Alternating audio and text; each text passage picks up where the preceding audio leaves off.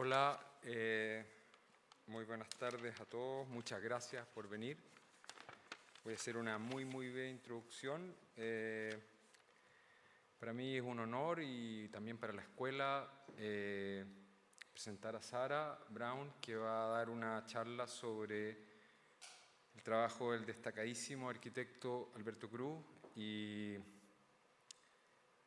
es importante, yo creo, el trabajo de él por una amplia gama y una amplia diversidad de razones, pero yo creo que lo que nos convoca ahora, que somos una escuela, por todo el trabajo que hizo en la Universidad Católica de Valparaíso, yo creo que es de una trascendencia pero absolutamente relevante hasta el día de hoy, y que yo creo que la posibilidad de ver originales también acerca una mirada que uno no tiene de una manera muy regular. Entonces yo creo que de verdad es como un privilegio. Voy a hacer una muy breve presentación de Sara. Sara es historiadora y máster en Historia y Gestión del Patrimonio Cultural. Ha desarrollado diversos proyectos de investigación histórica, editoriales y de gestión cultural relacionados con arte, educación y arquitectura. Actualmente se desempeña como directora ejecutiva de la Fundación Alberto Cruz Covarrubias, dedicada a difundir, poner en valor por medio de la investigación y conservar la obra inédita del arquitecto de la cual toma su nombre.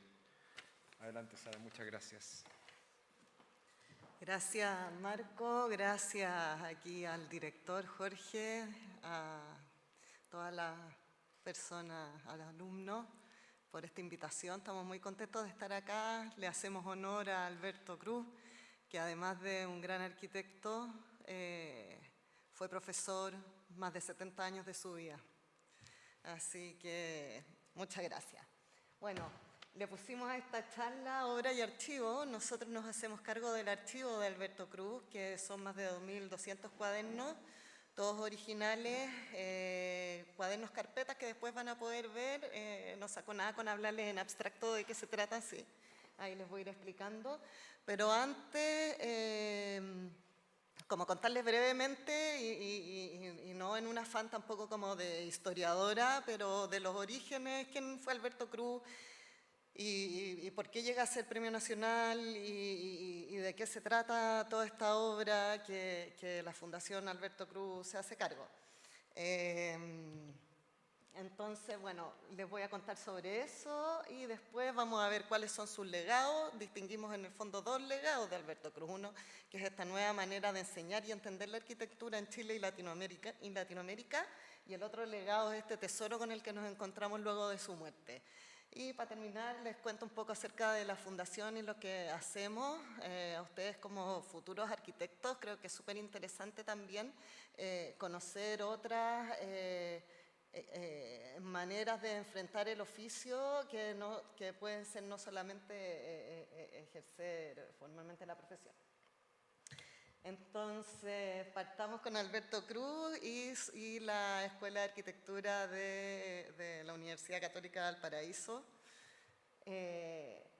A mí me gusta decir Alberto Cruz antes de Alberto Cruz, porque él es reconocido desde más o menos cuando fundó la escuela, el año 52 en adelante, con toda la travesía que vamos a ir viendo ahí. Pero bueno, contarles que Alberto Cruz estudió arquitectura en la Universidad Católica de Santiago, y en una generación que en el fondo fue una coincidencia muy buena, porque estaba rodeado de muchos otros grandes arquitectos. Era una época en que la arquitectura se estudiaba de manuales y todo más o menos, traído de Europa. Entonces, empieza a haber un cuestionamiento de cómo enfrentamos los estudios de arquitectura acá desde nuestra propia identidad. Dejamos de copiar a Europa, seguimos en los capiteles greco-romanos, o nos fijamos en qué es, en el fondo hoy día diríamos, nuestro patrimonio. Entonces estudió y después, también un poco como para desmitificar, que se dice que Alberto Cruz fue profesor, docente y un teórico y nunca construyó una casa, nunca hizo nada. No, no es verdad. Alberto Cruz Antes de dedicarse 100% a la docencia, trabajó junto a Jorge Elton, otro gran arquitecto, y Fernando López, tenían una oficina de arquitectos y hacían casa, hacían vivienda. Me disculpan el vocabulario poco técnico, pero yo de arquitectura no entiendo nada. Construían vivienda y se ha ido descubriendo por planos y todo, sobre todo hoy día y en base a otras investigaciones, que son más de 20 casas en las que él participó. Y bueno, y también después está toda su obra en la Ciudad Abierta. Bueno, trabajó como profesional y llega un periodo en que se empieza a involucrar cada vez más en la arquitectura, pero también tenía toda esta otra parte que era muy artista. Y desde muy niño, en la Fundación Guardamos, dibujos de cuando tenía 9 años, 10 años, tenía un talento de verdad extraordinario, tenía lo que se llama un don. Y entonces él se cuestionó si iba a ser arquitecto o iba a ser pintor. Para él no existía hacer las dos cosas en conjunto, y como era estamos hablando del año 1949, no era llegar y tomarse un avión y partir, estar 2 semanas y volver. Viajó en barco y estuvo 6 meses en Europa solamente pensando, dibujando. Después van a poder ver la croquera, una de las croqueras que hizo en ese viaje para determinar si iba a ser pintor o arquitecto. Bueno, volvió a Chile y definitivamente dijo que se iba a dedicar a la arquitectura y especialmente en el fondo a la docencia. Ya conocía a otro arquitecto muy importante, Alberto Pigonca, se encuentran en la universidad y juntos en el fondo, retomando este espíritu de cómo seguimos copiando capiteles, preocupémonos de nuestra propia realidad. Entre los dos arman un curso. Alberto Pigonca era el profesor titular y mi abuelo era el ayudante. Arman un curso que se llama de composición pura, que es como se podría decir que es una primera luz como a revolucionar esta enseñanza. Hay varias anécdotas que queman, el manual de Viñola, que era de donde tenían que copiar los edificios en una hoguera en la mitad de la universidad, y con eso es parte del anecdotario, y son hechos que sí existieron y que dieron pie, en el fondo, como esto da un tema para largo, como esta primera revolución universitaria, en el fondo, que nace en esta escuela de arquitectura de la Universidad Católica de Santiago. Y en este mismo tiempo que estaba en este curso de composición pura, donde en el fondo el curso trataba a muy grandes rasgos como en el fondo, determinar de una manera un poco más abstracta los espacios y tenían que hacer unos ejercicios como de observación del espacio. En el mismo momento que estaba en esto, trabajaba en una agencia de publicidad haciendo unas ilustraciones, y en esta agencia conoce al poeta Godofredo Yomi, que era quien se encargaba de hacer en el fondo los eslogans a estas publicidades. Se conocen y al tiro tienen una afinidad, dicen los que lo conocían, una afinidad tan grande que se transformaron como en una especie de hermanos. Y esa misma hermandad no fue solo como en el plano del nivel de amistad, sino que también en el profesional. Y los dos se encuentran como amigos, y a su vez en este encuentro de por primera vez ver cuáles eran las posibilidades de unir la arquitectura y la poesía. Se encuentra con Godó y juntos empiezan a formar un grupo con otros alumnos o recién egresados de la universidad, entre ellos Miguel Eiquem, José Vial, Arturo Baeza, Jaime Bellalta, y en el fondo forman este grupo que serían como los orígenes del Instituto de Arquitectura. donde cada uno dentro de su, no eran todos arquitectos, habían pintores, también filósofos, y cada uno dentro de su disciplina se dedicaba a pensar lo que era la arquitectura y cómo la arquitectura cabía como dentro de esta rama multidisciplinaria. Para nosotros hoy día hablar de incorporar distintas disciplinas o trabajar en conjunto y junto a otro es algo que nos suena muy normal, cotidiano, pero si estamos pensando que en el año 1950 los arquitectos se dedicaban a la arquitectura, los constructores a la construcción y los pintores a la pintura. No existía, o sea, existía, pero estoy globalizando. Esto de que distintas profesiones, más que conversaran, se unieran para ejecutar distintos proyectos.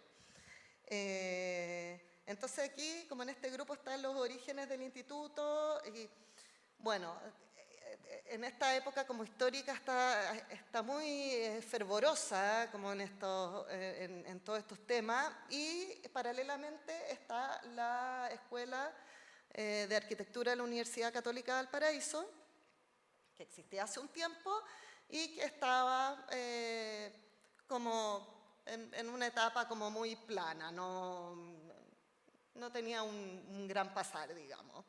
Y ahí el rector de la Universidad Católica de Valparaíso llama a mi abuelo porque por este mismo ambiente alguien le cuenta, ahí también existen millones de mitos, que era primo del hermano del no sé quién y que le cuentan, no sabemos cuál es la verdad, pero el resultado es que el rector llama a Alberto Cruz y lo invita a ir a hacerse cargo de la escuela y en el fondo a refundarla. Algo importante que no sé si he hablado todo el rato de mi abuelo, que así he dicho la palabra mi abuelo porque no todos saben que Alberto Cruz es mi abuelo, así que tengo también esa emoción y en parte lo que hago lo hago por él. Así que no se espanten cuando digo mi abuelo, hay personas que me retan, pero ¿cómo le voy a decir todo el rato a Alberto? Entonces lo llama el rector y ahí se produce también esto que, según también dicen, Godó le dice a Alberto, perfecta la invitación que te hicieron, pero o nos vamos todo este grupo que estamos trabajando en estos temas o no se va nadie. Mi abuelo llama al rector y le dice, bueno, nos han dicho que nos vamos todos o no se va nadie. Y el rector le dijo, bueno, estupendo, los esperamos a todos. Así que en el año 1952, este mismo grupo partió a Valparaíso, se instalan todos a vivir en comunidad en el Cerro Castillo, y al mismo tiempo que llegan a Valparaíso, se constituye oficialmente el Instituto de Arquitectura por estos personajes que ya les nombré, y además se suma Fabio Cruz Prieto, que vivía allá, y al año siguiente Claudio Girola. Forman el instituto, que en el fondo el instituto es lo que sienta los fundamentos, las bases para, en el fondo, ejercer la docencia en la escuela. Es como que entrega, entre comillas, los insumos para los nuevos planes de estudios que se iban a ejecutar. Y, bueno, fundan el instituto, empiezan a trabajar en la escuela, a trabajar sobre los nuevos planes de estudio. Y uno de los primeros hitos en el fondo es que este curso de composición pura que existía con Alberto Pibonca en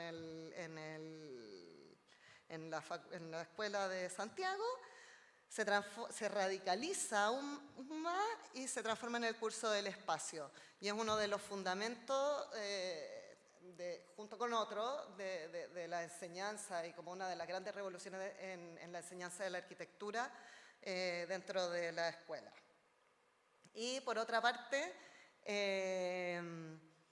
la ciudad de Valparaíso, empiezan a salir a las calles. Después voy a invitar a Montserrat acá adelante, que ella fue alumna de mi abuelo y vivió lo que es la escuela, entonces así como yo le estoy hablando un poco en primera persona, ella también les va a poder hablar en primera persona de la parte de la docencia. Pero es bonito porque por primera vez empiezan a salir a las calles en este tema de salir a observar y no se veía antes a los alumnos de arquitectura croqueando en las plazas o en las calles o los edificios como uno los ve ahora. El año 2017 hicimos una exposición en el MAVI y como parte de la extensión de la exposición hicimos unas mesas abiertas de conversaciones y ahí fue muy bonito porque fue una señora que no era arquitecta, nada, una señora ya mayor, que le había tocado en los años 50 vivir abajo del Cerro Castillo y ella dijo, fue muy impresionante porque de un año a otro nosotros pasábamos viendo caminar por la recta a los profesores y a los estudiantes y eso era un hecho que nunca antes se había visto. Y llegaron ellos y empezaron a salir a la calle y nos inspiraron a nosotros para empezar a usar ese borde costero, que no lo habíamos usado, no era lo común.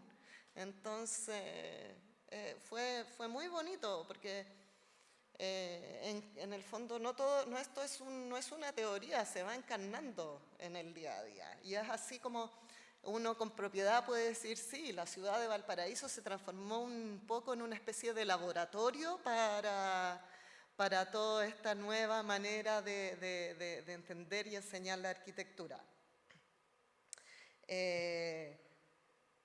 Bueno, aquí este título es muy lindo porque entre simulacros y fantasmas la gente de América solo imitamos, también en esto que les decía en un comienzo, o sea, retomando esta idea de tenemos los originales europeos, pero ¿qué hacemos con ellos? ¿Cómo los hacemos parte de nuestra identidad?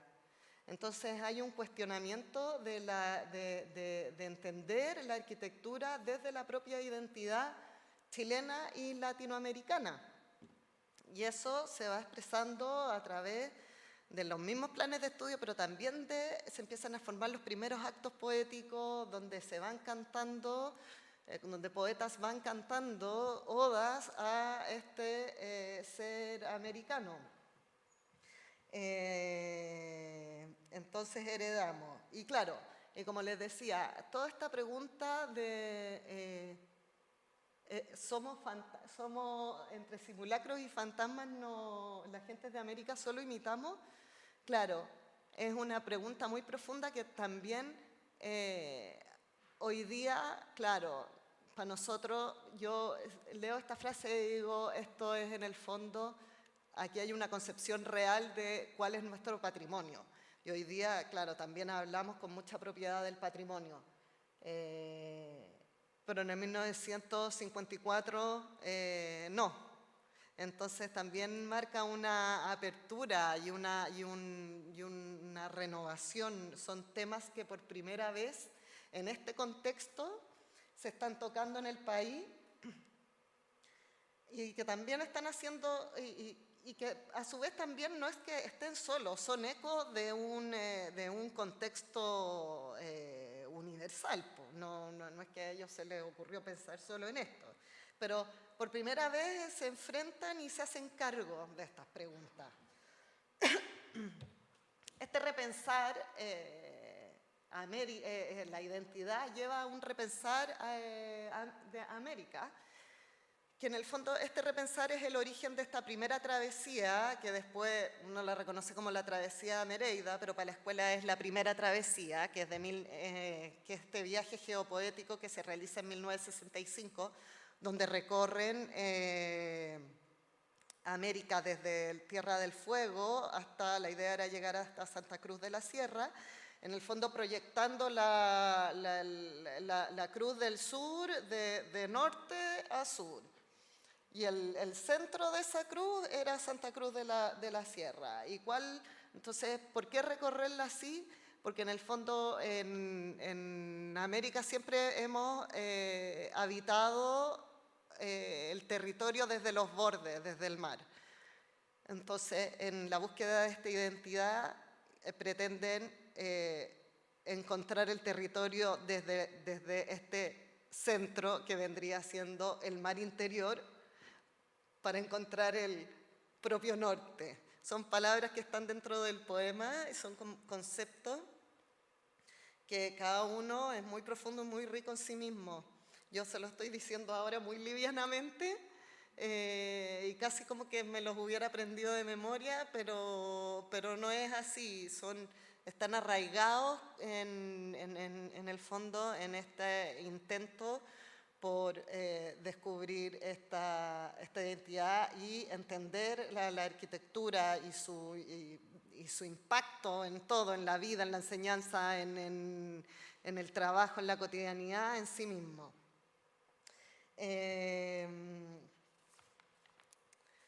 No sé si, bueno, la Cruz del Sur al revés, ¿la conocen? ¿La han visto? ¿Sí? Ya. ¿Y alguien la conocía de la travesía Mereida? ¿Sí? Ya. Bien. Y ahora, bueno, y también se hace este viaje geopoético descubriendo el mar interior y de esta travesía surge el poema de Amereida, que es este canto épico, que es un poema épico que en el fondo, desde el planteamiento de que en el fondo América no fue descubierta, sino que fue un regalo. Porque en el fondo, claro, Cristóbal Colón no sabía nunca supo que había llegado a América. Siempre pensó que estaba descubriendo las Indias y que había encontrado un nuevo camino a las Indias. Pero entonces, en el fondo, América no se descubre, permanece ahí como un regalo.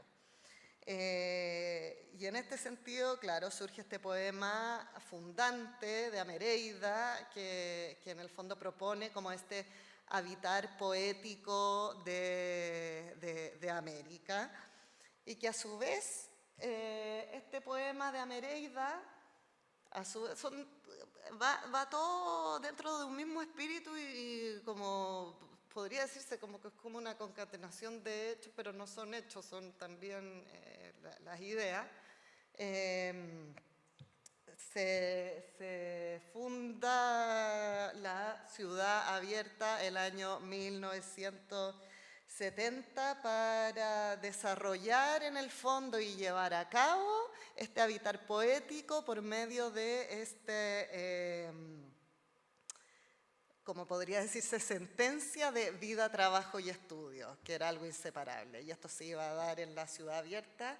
No sé si alguien la ha visto, está en Ritoque, se comienza a levantar en el año 1970, se funda en base a actos poéticos y son en base a las hospederías que son autoconstruidas.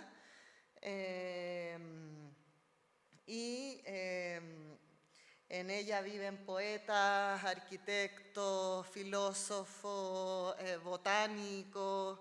En un principio la mayoría pertenecía al Instituto de Arquitectura, pero después se fue abriendo a profesores y a otros profesores y familia. Y bueno, en realidad lo que uno siempre escucha cuando de la Ciudad Abierta es como las casas locas, pero no sé si a alguno le ha tocado verla. Y si no han ido nunca, los invito a que vayan, es súper fácil, se agenda una cita por la página web de la Ciudad Abierta, uno puede agendar una cita y visitarla. Los invito a que lo hagan si no lo conocen. Y bueno, para ir terminando esta parte, y cómo agradecer de un modo no convencional, son sus primeras palabras cuando recibe el Premio Nacional de Arquitectura en 1975. En honor a su trayectoria y aporte a esta nueva manera de entender y enseñar la arquitectura, como lo he repetido, pero en el fondo, y no es que no termino acá con el Premio Nacional y que para él haya sido lo más importante, un reconocimiento fundamental, ni nada, pero en el fondo marca un hito, porque de ahí en adelante Alberto Cruz se dedicó el resto de su vida, hasta el 2013, el año que murió, se dedicó exclusivamente a la docencia y a la escuela, fue en distintos periodos director, decano, estuvo siempre en la elaboración de los planes de estudio, participó en todas las travesías, la travesía Mereida de la que les hablaba. Después se convierte como en un referente y todos los años, hasta el día de hoy, hay un taller que es el de las travesías y se realizan año a año y mi abuelo participaba activamente de todas las travesías, dictaba el taller de América, que era otro ramo súper importante, y así hasta el año que murió. Entonces, para mí, después de como toda esta etapa fundante, hay un continuo de 50 años donde él nunca paró de trabajar y ese trabajo, después lo vamos a poder ver, es lo que el archivo Alberto Cruz, con sus más de 2.200 cuadernos, 200 pinturas, más de 900 documentos, recopila. Ahora pasamos a la segunda, como esta segunda parte, que en el fondo es reconocer este legado. Ya quiero invitar a Montserrat Rojas, arquitecta, y también es máster en patrimonio, para que les cuente de... ¿Saco esto? Sí, exacto. Hola a todos, gracias por estar aquí. Bueno, la Sara en esta parte, claro, me pide que la ayude desde la visión de haber sido estudiante de Alberto. Y la verdad es que, bueno, ahora yo también hago clases de arquitectura en diferentes escuelas y todas tienen una visión muy distinta. Entonces, esta nueva forma de entender y enseñar la arquitectura, ahí, se basa en una premisa, que esta cita es de un escrito que se llama Improvisaciones, que plantea cómo se conoce la vida. Y es muy bonito porque él dice, la vida no se conoce en las aulas, la vida se conoce en la ciudad, y saliendo a recorrerla. Entonces, toda esta visión un poco, yo la analizo años después, como yo sé que hay una colega aquí que también fue de la escuela, la Marianne, que es parte de nuestro equipo. Nosotros estuvimos en las calles constantemente dibujando, haciendo un poco este rol del arquitecto como etnógrafo, como especie de un antropólogo que está analizando el espacio, que no solamente dibuja por dibujar, sino que está registrando cómo se habita el espacio, cuál es la temperatura. En Valparaíso, que era nuestro caso, observábamos las complejidades de esta geografía, ¿cierto? Las quebradas, los cerros, cómo se veía el horizonte. Todo eso era necesario para ponerse un poco al servicio de luego lo que se iba a proyectar. Si nosotros vamos a hacer una solución, un proyecto de arquitectura, que muchas veces viene como a responder a un problema, ¿cierto? Observamos la problemática y luego vienen cómo lo solucionamos a través de una forma. Entonces, claro, Alberto trajo esa cosa muy bonita de mirarse, de analizar quiénes somos, cuál es nuestra identidad, y toda la observación va hacia ese punto. Así que si tú vas a proyectar algo, por ejemplo, en esta calle, al lado de esta casa, tienes que saber muy bien qué está pasando ahí, quién vive ahí, cuáles son sus necesidades. Y en esa línea nosotros, bueno, en una semana, yo me acuerdo, nos pidieron 70 croquis, eran, o más, no, eran como 10 croquis por día, y así nos pasábamos en este afán de croquear y croquear y croquear y analizar y todo, previo a la proyección. Hacer las cosas con otros, porque aquí, como pueden ver, trabajo siempre en esta multidisciplinaridad, en estos equipos mixtos, que comentaba la Sara, en algún momento fue pastelera tus pasteles, en este momento se abrió al trabajar con otros. Y yo creo que ya se ha encarnado esta forma de estar trabajando con diferentes disciplinas, y si es que no es así, los invito a incluir en su quehacer arquitectónico futuro el trabajar con un diseñador, el trabajar de la mano con un ingeniero, con un poeta, etcétera, porque vuelve los proyectos mucho más ricos. Y a veces, como van a ver en los cuadernos, Alberto estaba observando el vuelo de una paloma, y de ahí surge toda una teoría sobre el espacio, ¿cierto? Sobre miles de cosas. La vida y el trabajo y el estudio, Sara, tú me interrumpes cuando quieras. Esta es la Ciudad Abierta. Nosotros efectivamente hicimos nuestra vida aquí durante muchos años. Íbamos todos los miércoles a un curso que se llama Cultura del Cuerpo y Taller de América, dependiendo de la fecha, porque si era invierno no se hacía ahí, se hacía en otra parte. Pero vivíamos en el estudio, en el dibujo, en la Ciudad Abierta, como vieron esas hospederías que decía la Sara, las casas locas, las construimos los estudiantes en muchos de los casos. En taller de obra o en alguna de las travesías que en vez de ir a recorrer América, porque íbamos siempre a dejar un regalo, entonces la travesía nos subíamos a un bus, por ejemplo, cruzando entre Chile hasta algún recóndito lugar en Brasil, podíamos estar 4 días en el bus y el bus cargado de materiales de construcción. Y luego llevábamos el regalo que podía haber sido la renovación de una plaza pública. En una ocasión yo recuerdo le cambiamos la orientación a un cementerio porque tenía toda una problemática de acceso y construimos la escalera para acceder, las barandas, todo con bastante sentido y muy bonito. Entonces, bueno, la vida, el trabajo, el estudio para nosotros era una constante en esto de la Ciudad Abierta a la travesía, a las clases, etcétera. Entonces ahora le devuelvo la palabra a la Sara porque el archivo es su especialidad. Bueno, sí, el archivo, esto que les contaba, está este legado de esta manera y también está este legado de esa imagen que ven, es solo un pequeño fragmento de los cuadernos de Alberto Cruz, este mueble que poco le queda de vida porque profesionalizamos el archivo y estamos con todo un plan de conservación y que ha guardado en unos muebles espectaculares. A mí me da pena porque pierde como su mística en el fondo, pero bueno, es lo que hay que hacer y es lo mejor para su obra.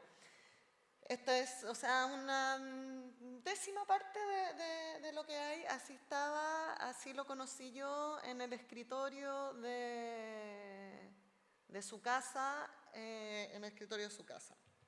¿Cómo se forma el archivo? Bueno, yo estoy ahí, es una especie de anécdota también, pero mi papá me dice un día como, ¿conoces a alguien que de tu abuelo le tenga confianza, que quiera trabajar con él, haciendo un inventario de sus cuadernos, porque ya mucho tiempo de vida no le queda? Tenía mi abuelo 90 años, estaba súper bien, pero la vida por delante no le queda. Yo estaba estudiando gestión del patrimonio en ese momento, antes me había dedicado a la investigación histórica, mi mundo eran los archivos, y dije, o sea, me están molestando, lo voy a hacer yo.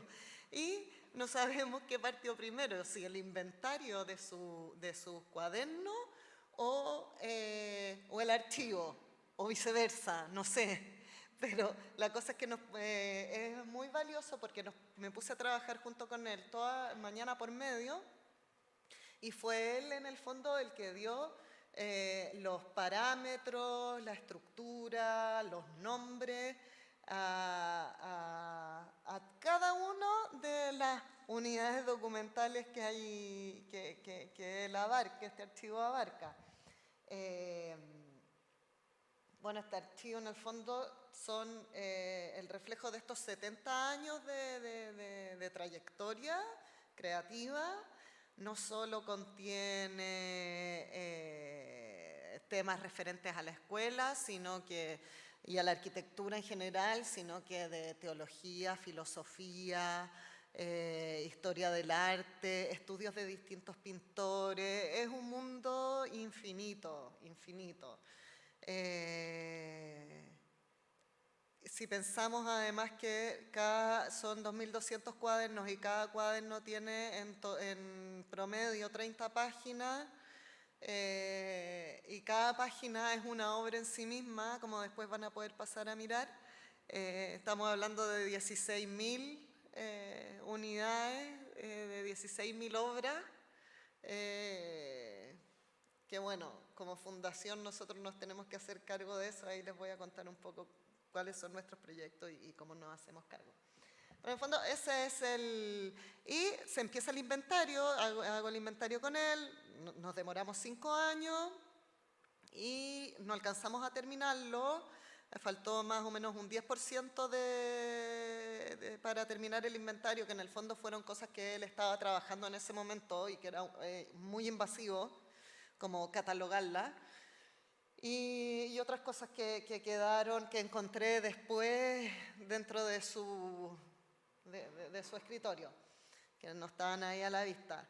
Es muy bonito también en el fondo esta estructura que él da, que es una estructura nueva, porque yo siempre creí que él iba dibujando, él estaba permanentemente con una libreta en la mano, con una que llevaba en el bolsillo, con una que tenía arriba del escritorio, con una que eran solo escritos, con una que eran solo notas, con otra que... Trabajaba simultáneamente alrededor de cinco cuadernos, entre cuadernos, libretas, carpetas. Y era un trabajo simultáneo, que otra característica es que ninguno tenía ni un principio ni un final, ni un revés ni un derecho, ni un izquierdo, ni tampoco una derecha, etc.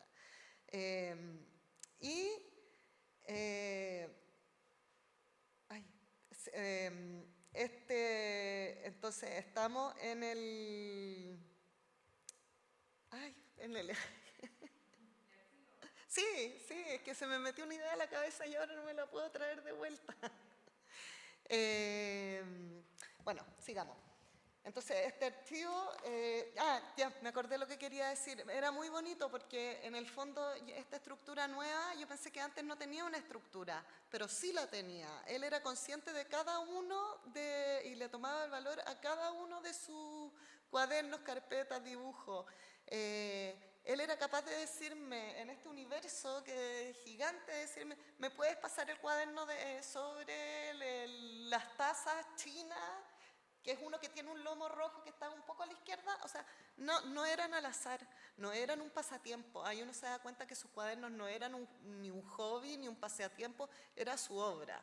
Y era su obra íntima. Se podría decir que su obra pública fue la escuela que fundó junto a todos sus compañeros y que en el fondo es un indivisible. Podemos hablar de Alberto Cruz, pero bueno, son todos. Acá el archivo sí podemos hablar de Alberto Cruz, y esa sí era su obra. Bueno, que contiene, ya les dije un poco más o menos lo que contienen estos 200 cuadernos, carpetas. En su mayoría, ¿por qué cuadernos, carpetas? Porque en su mayoría son hechas por él con materiales reciclados. En el fondo usaba las revistas que llegaban en el diario, si lo invitaban a un matrimonio, y en esa época llegaban los partes así formales, usaba esos papeles. Mi mamá se acuerda que dibujaba con las etiquetas de los tarros de café. Era una época en que había bastante escasez de papel. No era llegar y como uno va hoy día a la librería y pide una resma de 500 hojas papel bond, no. Entonces es muy bonito eso también, que es todo tipo de materiales y todo reutilizado, y la mayoría de los cuadernos hechos por él, algunos que no. Y esos son porque se los regalaron y le gustaron, porque dejó miles de cuadernos regalados sin utilizar. Entonces tenemos esto, y estos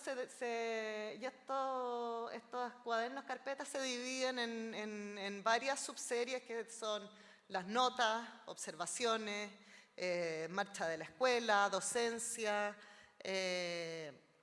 entre una infinidad de temas que bueno, en verdad los dejo a todos invitados a conocer el archivo, es muy impresionante.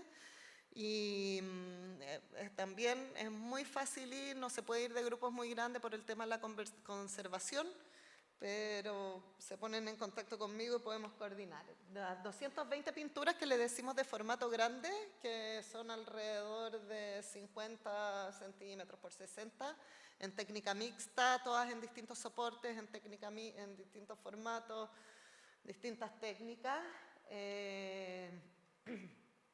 Y estos 14 archivadores, que son los que están ahí con negro, con documentos, más de 900 documentos, que son borradores, borradores de texto, preparaciones de clases, correspondencia, manifiestos.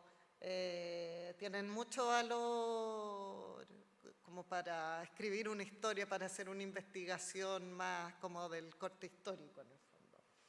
Y 35 carpetas que son en formato muy grande, como unas láminas de papel diamante, que son unos estudios sobre el arte y la arquitectura europea y latinoamericana, y eso no lo alcanzamos a inventariar, entonces no sabemos muy bien a qué corresponden, pero creemos que en el fondo son estudios para preparar las clases.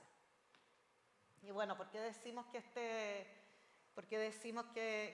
este archivo es patrimonial? ¿Es patrimonial o no? Bueno, sí. En un primer punto, claro que sí, porque en el fondo corresponde a la obra de un creador.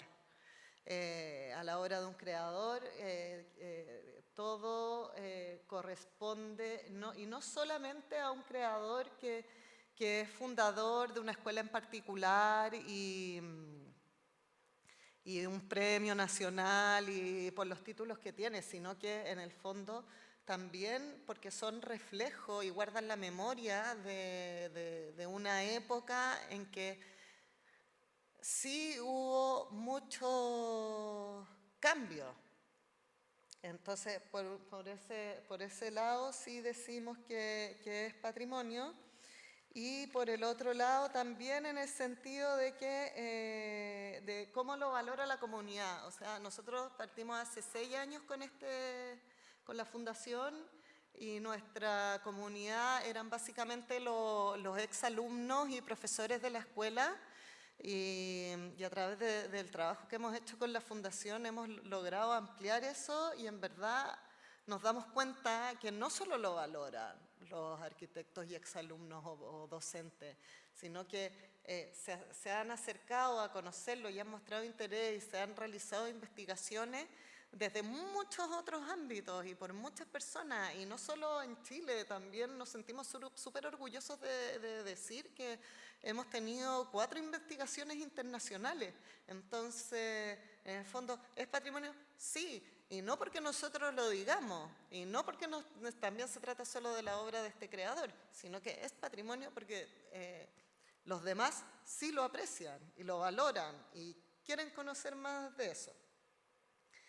Y bueno, por último, para terminar, corto, les cuento un poco acerca de la fundación, que finalmente es también lo que nos tiene acá, que es la encargada de resguardar el archivo, de cuidar el archivo. La fundación se forma en el año 2016, cuando los hijos de Alberto Cruz deciden donar esta obra inédita, hasta ese entonces inédita, a esta fundación para que se mantuviera así. Se mantuviera como un todo y se diera a conocer como un todo. Y actuara, como pudiera estar acompañada de su obra docente pública, que en el fondo de ella se hace cargo la escuela, que es donde le corresponde, que en el fondo era el hogar de mi abuelo. Pero nosotros como fundación nos hacemos cargo de contribuir a la reflexión arquitectónica y del patrimonio cultural de Chile y el mundo desde una visión multidisciplinaria, haciendo caso a los planteamientos de Alberto Cruz, por medio de la investigación, la conservación y difusión artística, arquitectónica y docente desarrollada por más de 70 años por el arquitecto y fundador Alberto Cruz. Entonces, la fundación se hace cargo de conservar. Entonces implementamos proyectos de conservación, de investigar, tenemos el archivo lo máximo que podemos abierto a investigadores, tenemos proyectos a futuro.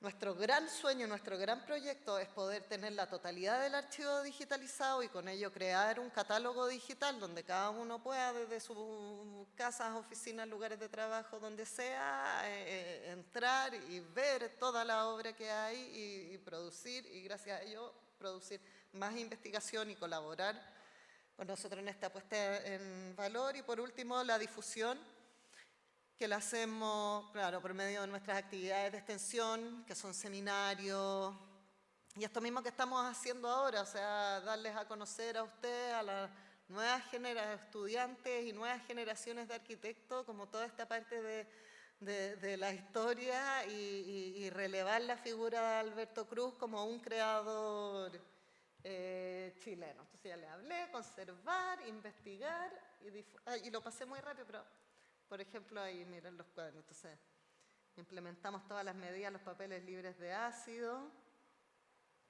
Aquí investigadores, entonces tienen acceso a todos los cuadernos. Eso también es una parte del archivo. Y difundir y poner en valor con distintas actividades. Tenemos invitados, hacemos clases, publicamos libros, contribuimos a la publicación de otros libros que no son específicos de la Fundación. Tenemos exposiciones, seminarios. Y tenemos un concurso de croquis y observación que también los dejamos invitados para mayo. Participan cualquier cantidad de personas y está abierto no solamente a arquitectos, está abierto a todas las personas que les gusta el dibujo. Sí. Sí.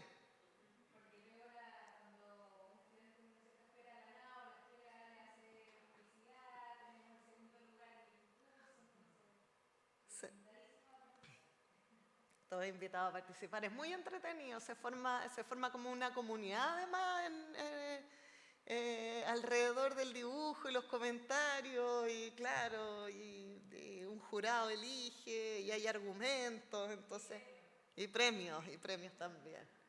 Así que bueno, tenemos alianzas con distintas instituciones porque también es muy importante para nosotros trabajar siempre de la mano de otros. Y eso, muchas gracias. Espero les haya gustado. Si tienen alguna pregunta. Gracias. Si quieren hacer algún comentario, tienen alguna pregunta, observación. ¿Sí? Muy buena la pregunta. Nosotros lo que más anhelamos es poder tener a un historiador del arte que nos pueda decir, porque las referencias son varias. Bueno, está la escuela de Le Corbusier y de la Bauhaus, claramente, pero mucho expresionismo alemán, del romanticismo también, romántico alemán. No sé si tiene una influencia específica, creo que es más bien por época. Por ejemplo, el gótico era algo que se ve mucho citado en sus cuadernos, tanto citas textuales como en dibujo. Es muy bonito eso, está bueno para hacer una investigación, porque hay toda una serie de cuadernos que se llama, de la serie Observaciones, una subserie que se llama Pintores, que son puras reinterpretaciones de distintos tipos de pintores que son los que él en el fondo los tenía como referente. Sí. Pero si una respuesta precisa no sabría decirte, nos hace falta. Te invito a que vayas al archivo y hagas la investigación. Feliz.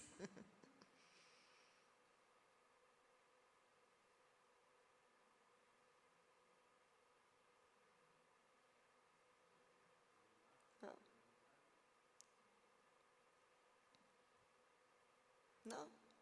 Bueno, los invito aquí entonces a pasar, pueden pasar y les puedo ir mostrando los cuadernos. Aquí estos son los cuadernos originales que trajimos de la Fundación, hicimos una selección. No me acuerdo no son ni los mejores ni los peores. Todo lo que hay en el archivo es de estas mismas características. Y con esto van a poder en el fondo todo lo que yo les hablé. Al final esto es lo más interesante, van a poder verlo en primera persona y en directo de qué se trata la obra de Alberto Cruz. Así que los invito a pasar. Dije que no se toque, no se puede tocar. Por favor, y no se puede tocar.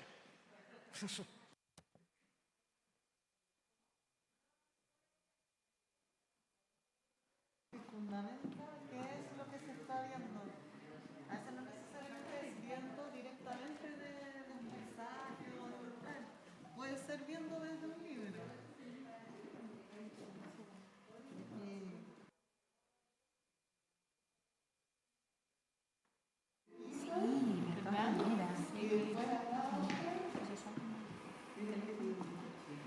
Es el cuaderno más antiguo que tenemos, pero no lo traigo por ser el más antiguo, sino que es porque de su primer año de arquitectura. Y esto así para que vean por qué era una lata básicamente estudiar arquitectura, porque miren, niños, copian del pizarrón. ¿Ah? Claro. No, po. ¿Ah? ¿Cómo no iban a dar ganas de salir a la calle a dibujar? Sí. ¿Ah? Entonces, miren el orden. ¿Ah? Miren el cambio, o sea, del año 34 de esto. ¿Ah? Esto hacía mucho, o sea, que tenía de un cuaderno y que iba pegando y armaba distintas composiciones, claro. Este es el ejemplar, esto también es bien único porque es de la primera edición del poema de Nereida, después de la travesía, y él le intervino, le pintó ahí la contraportada, la tapa desapareció. Y aquí con poemas de Godo. Estos son los cuadernos que les decía que son hechos con los folletos que llegan de los diarios, de esas cosas. Una diseñadora lo vio y dijo, ¿cómo lo hacía? Pinta con tinta arriba del papel cuché, que parece que es como milagroso que se quede pegado. Pero le resulta, pintada con tinta arriba del papel cuché, una cosa muy particular. Y estos son los que andaba trayendo siempre en su bolsillo pintando. Tenía millones, quedaron miles sin dibujar. Yo estoy casi segura que es del año 72. Y esto también, por lo que se contaba de curso de espacio cuaderno, esto los hacía una amiga con las anotaciones, fotos de los ejercicios. Todos esos son ejercicios de ese taller, aquí como él va. Con la manipulación del archivo ya se le desprende una página que editar. Y esto ahora va a pasar a luego estar interfoliado. Sí, ¿verdad? Mira.